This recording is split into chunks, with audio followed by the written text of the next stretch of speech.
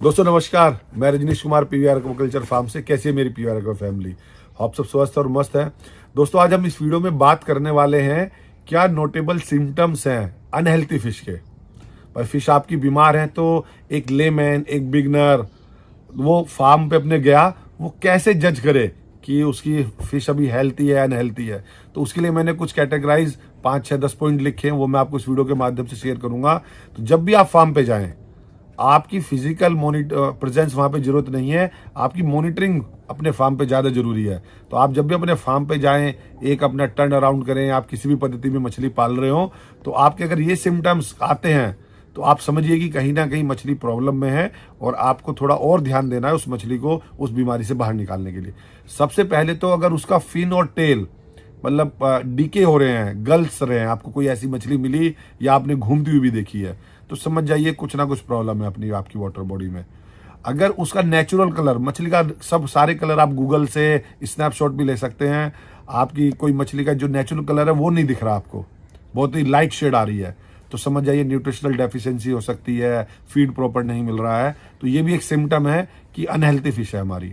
मछली पे घाव है, वो घाव आपके फंगल इन्फेक्शन के कारण भी हो सकते हैं, बैक्टीरियल इन्फेक्शन के कारण भी हो सकते हैं, किसी ने पैरासाइट अटैक कर दिया उसके कारण भी घाव हो सकते हैं। तो भी मछली अनहेल्थी है, वो प्रॉब्लम है आपकी।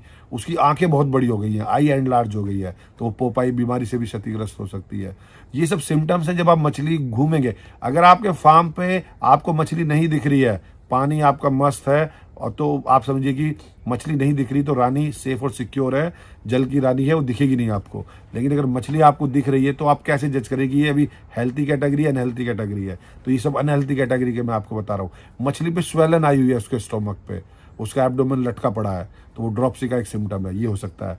मैंने इसीलिए आज की डेट में, क्योंकि अभी ड्यूरिंग कल्चर चल रहा है पूरी कंट्री में और जितने भी मेरी फैमिली मेंबर्स हैं वो सब भी कहीं ना कहीं कनेक्ट है एक्वाकल्चर में, तो ये कल्चर्स के सिम्टम्स हैं।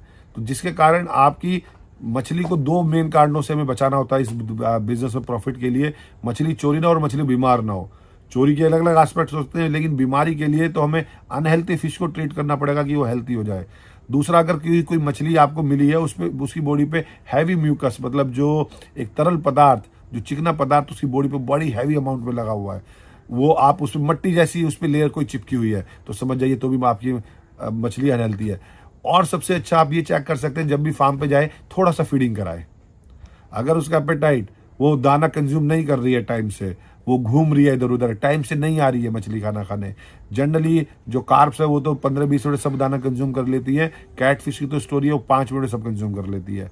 तो अगर लॉस ऑफ एपेटाइट है तो समझ जाइए अगर मछली को, अगर मनुष्य भी बीमार है तो खाना प्रॉपर नहीं खाता है, तो सेम स्टोरी फिश की भी है। अगर वो मछली बीमार है तो खाना नहीं खा पा रही है, वो अपनी एज मतलब किनारों पे जाके रगड़ रही है और आपको फील हो रहा है, तो उसकी बॉडी के स्केल्स भी टूट रहे हैं या स्किन भी उसकी उतरी हुई है, तो एजिंग कर रही है, वो एजिंग बोलते हैं, तो भी मछली आपकी अनहेल्थी है।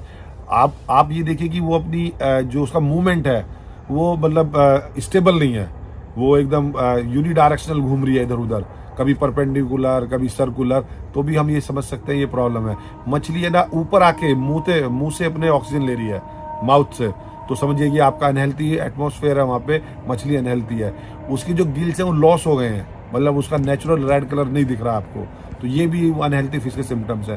तो जो मैंने आपको 10-12 सिम्टम्स बताए हैं, अगर ये सिम्टम्स आपको अपने फार्म पे ऑब्जर्व हो रहे हैं तो आप अलर्ट हो जाइए। आपको देखना है कि कौन सी बीमारी है, उसका क्या ट्रीटमेंट है, वाटर ट्रीटमेंट है, मेडिसिन ट्रीटमेंट है, या कुछ एंटीबायोटिक देनी है, या उन मछलियों को कहीं पे और शिफ्ट करना है, या डेड फिश को ही निकाल के कोई हॉस्पिटल टैंक में डालना है, फिर उसको बाद में रिस्टोर करना है। क्योंकि अगर एक मछली बीमार होती है वो 10 मछलियों को लेके आती है, फिर आपको पूरी वाटर बॉडी को ट्रीट करना पड़ता है, जिसमें एक आम किसान की कॉस्ट बढ़ जाती है। तो हमें अपने फार्म पे फ्रीक्वेंट या रेगुलर विजिट रखनी चाहिए, ना कि 24 घंटे फार्म पे बैठे रहेंगे आप। 24 घंटे फार्म पे बैठ के मछलियां नहीं पलेंगी, आपको बाकी एक्टिविटी भी करनी होगी, लेकिन फोकस रखना होगा मॉनिटरिंग के। मेरा बार बार फोकस रहता है मॉनिटरिंग अपने फार्म की रेगुलर कीजिए for good production, for good employment generation, good protein generation, good livelihood. बने रहे अपने प्योर एक्वा यूट्यूब चैनल पर और जानते रहे फिश फार्म से रिलेटेड बातें। धन्यवाद।